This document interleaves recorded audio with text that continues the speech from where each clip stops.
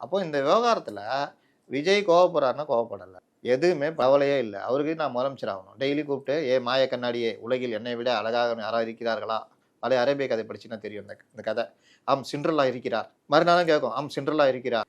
அப்புறம் சிண்ட்ரெல்லாவை தூக்குற வேலையை பண்ணோம் அந்த மாய கிழவி. அந்த மாதிரி ஏ ஜான், புஷி, ஆதவ், நான் முதலமைச்சராவதில் ஏதாவது பிரச்சனை இருக்கிறதா? ஒன்றும் இல்லை தலைவரை.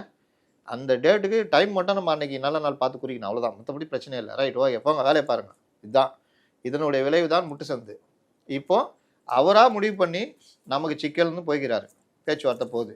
இப்போ ஒரு புஷி வந்துக்கிறாப்புல, அண்ணா என்ன பிடிக்கிற தாடியெல்லாம் வச்சு சட்டைக்கட்டெல்லாம் பிடிக்குது, அப்படியே வர நான் காட்டுக்குள்ளே இருந்துட்டா ரொம்ப கஷ்டம். சரி சரி பார்த்துக்கோ, போய் இது பண்ணேன். ரைட், நான் வரேண்ணா. மறுநாள் சேவ் பண்ணிட்டு அப்படி வந்துட்டு, தலைவர் இதை புரிஞ்சிக்கணும்ல. என்ன வேஷம் கட்டுறேன், வரும்போது சேவ் பண்ணிட்டு வர தெரியாதா? இது என்ன? அதை புரிஞ்சுக்கிற இருந்தால் இவர் வேஷம் கட்டு போக மாட்டார்.